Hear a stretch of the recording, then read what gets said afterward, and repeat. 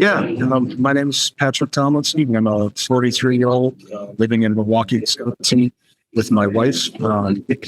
She runs a boutique search engine optimization and web content business. And I'm a full-time sci-fi novelist. We both write for a living, just in very different ways. And outside of running our own businesses, we run very normal lives. We're solidly middle class. We live in a nice neighborhood. We own a home, and a car, a motorcycle, 2 cats, bearded dragon, various houseplants. So, what kind of started your whole situation with these online trolls? What initiated it? Well, first of all, I'd like to define terms, just set expectations for the audience, because the common misconception is that the people that we've been dealing with every day, every hour for the last 5 years are internet trolls. They're not. Internet trolls are people that you could just block and ignore. They move on to the next target to anybody. These are clinically obsessed criminal cyber stalkers. It's an entirely different. If you've been harassed for a couple of days, if you've been dogpiled for a couple of days online, you've dealt with trolls. You've not dealt with these people. It's an entirely different category, and it requires entirely different approaches and ways of dealing. But to answer the question, this is going to sound stupid because it is stupid. But 5 years ago, a little over 5 years ago, September of 2018, I had tweeted to my modest size Twitter following that I'd never personally found the stand-up comedian Norm Macdonald to be very funny. And an online fake group of dedicated stalkers decided that was enough of an affront that they were going to select me as their next random victim and destroy my life, destroy my career, destroy my professional reputation, end my marriage. And ultimately, their publicly stated goal was to drive me to suicide. How do you deal with that on a day-to-day basis? Like how does that make you feel? Well, it makes you feel exhausted and enraged. I mean, you've got people every single day, every single hour, running around trying to ruin your life. And they do so from behind what they consider to be the safety of online anonymity. Because I, as an author, I can't live anonymously out. Like, I have to be using my name. I have to be promoting my book. I have to be talking to my readers, networking with other authors, promoting when I'm going to be at conventions and speaking at panels, letting people know when my books are coming out or when they go on sale in an ebook form or, something of that nature. It's like, I cannot be anonymous, but part of my job is the promotion and spreading the word of the work that I do. So I don't have the option to be like these people and hide my name and hide my face, and hide who I am and hide behind all this and not be able to own my words or the consequences of my words. So, that part of it is incredibly frustrating and incredibly unjust. But I mean, they spend every day for 5 years attacking me online, lying about me online, just making up the wildest conspiracy theories about my life, about my wife, about my family. It never, ever ends. See, one of the things that I was personally witness to on Twitter X was I saw accounts that were imitating you. I saw other accounts that were similar to that harassed you. I mean, and it was, from what I could tell, I mean, there's no way to tell for sure, but it seemed like at least 4 to 6 different people.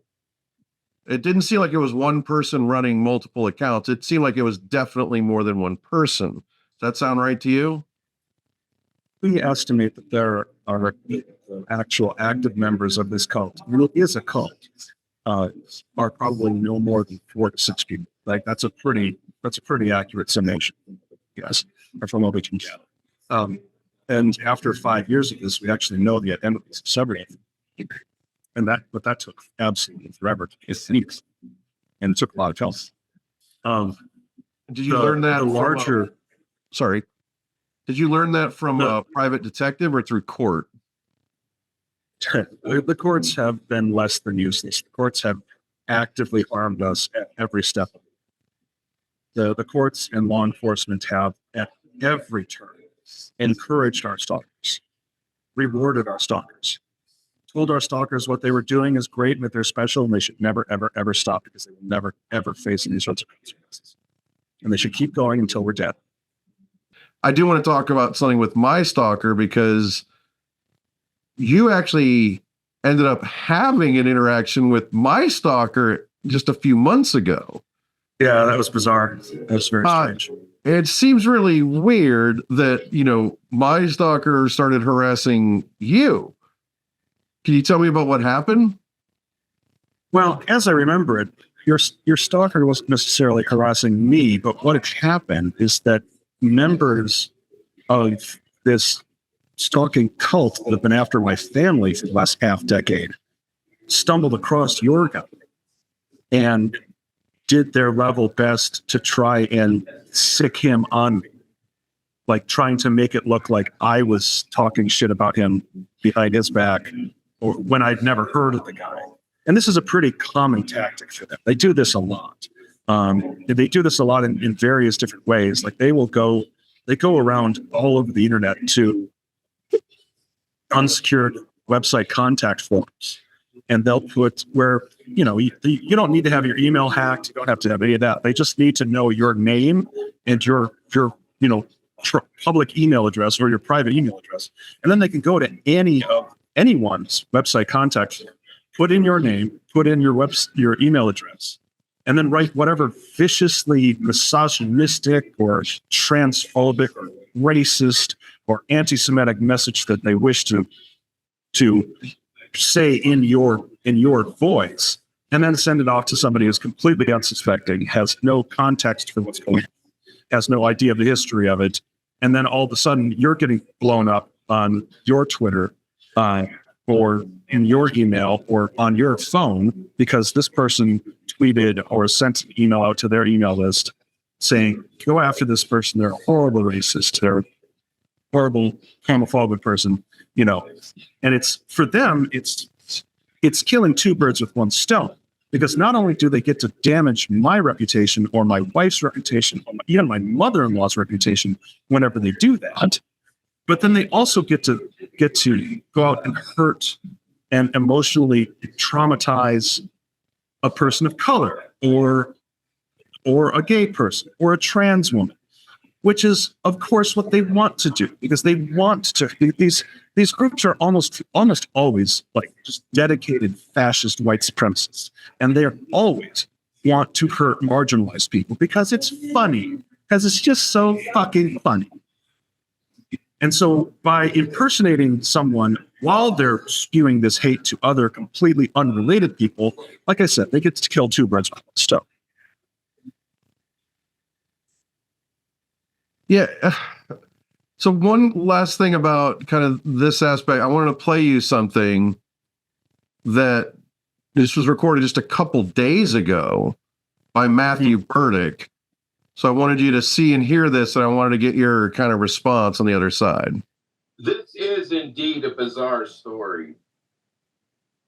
But no matter what, Patrick Tomlinson's trolls, his activists, whatever you want to call these people, may have just saved the entire country. They may have just saved 100 million innocent lives. You see, Well, that's a mental illness. all the things that they've done to Patrick are all the same things that Peter John Ross has done to me.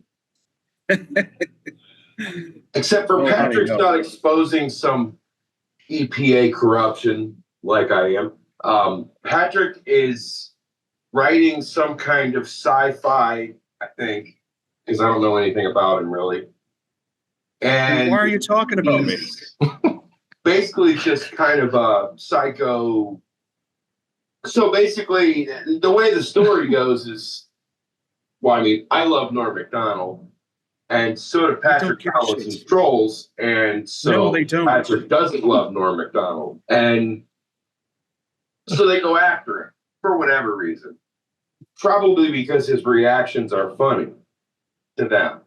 And so next thing you know, he's swatted and they're showing up at restaurants posing in poses that he was in. They're doing all of these things to him. So essentially now Patrick gets swatted like 39 times, which is a lot, by the way. Save the country. I mean, it's just a lot of swatting. They're doing all this stuff. 45 now, by the way. Patrick is not doing anything controversial with his work. So then he runs to media. And right away, media tells his story. Why? Because it's a fucking fucked up story. It starts with Norm Macdonald. It turns into 37 swatting incidents. At one point, they paid Norm Macdonald to say that Patrick Tomlinson sucked. So for the last 11 years, I'm sitting here and I'm trying to say, hey, Peter John Ross is doing all this crazy stuff to me behind the scenes, and nobody's fucking listening to me. And I don't have any sample of any other human being that's gone through this before, what I've endured from Peter John Ross. So that's really hard to sort of educate every person that you meet until Patrick gets media. And then all of a sudden, when I'm trying to tell my story now to different online services and different FBI agents and prosecutors and police agencies, I can start with the sentence, please review the case of Patrick Tomlinson for a frame of reference. This is a similar matter.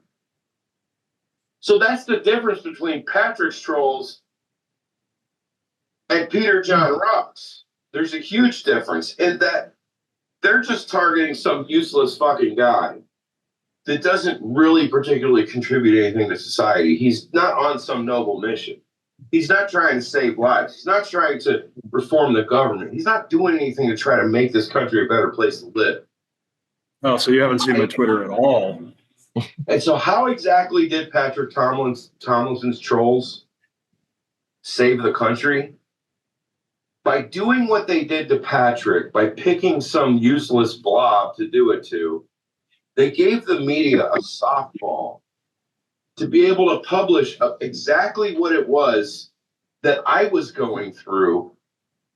And now I have a frame of reference for my story, and I have an entire background for my story that I can now use and show to people.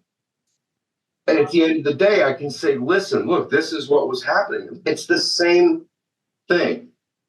No, it's the same exact thing. And so, hey, you know what?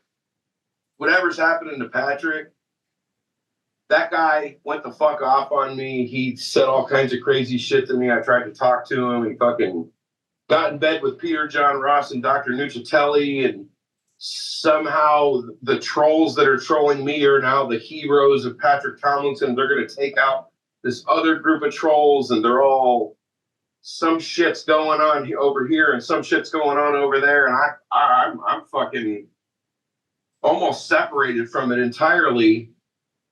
So you are separated from it entirely. It has nothing to do with you. I know Elon Musk has said some fucked up shit lately, but I'm thankful for him because he's the only person that gave me a voice. So has he been swatted 45 times? He's never been swatted that I know of. He claims he has, but no. I mean, here's the funny thing is, have half a dozen bomb threats been made in his name to public venues across 3 different states, causing the evacuations of thousands of people? No, the irony of that is twofold. Number one, he had an arrest in Gilroy, California in 2020. He claims that's a swatting incident, but what happened was he caused a scene at a Safeway grocery store. They called the police on him. He was arrested because, according to the Gilroy police, he didn't have a photo ID with him. So they arrested him on somebody else's warrant. I don't know if that was a mistake or intentional. I have no idea. All I know is that he was arrested, but he's trying to claim that it all happened somehow because of me. He's saying that I swatted him because that's not a swatting you tech. That's not even close. That's not even close to the definition of swatting. And the other half of it that's ironic is he has threatened to show up with an assault rifle at screenings, at concerts, saying he was going to show up. You know what I mean? Like, he sent emails saying that. He made public posts talking about that because he wanted to cause the police to be on edge about him potentially showing up at an event. Yeah, do you have any kind of final thoughts you want to say? Like, where do you think this goes in the future for you? Like, what's the end of your story, and do you think is going to happen? You know, at some point there's going to be an arrest, and once there is, we fully expect once all of these little psychopaths realize, no, the jig is up. There are consequences. You have committed serious federal crimes.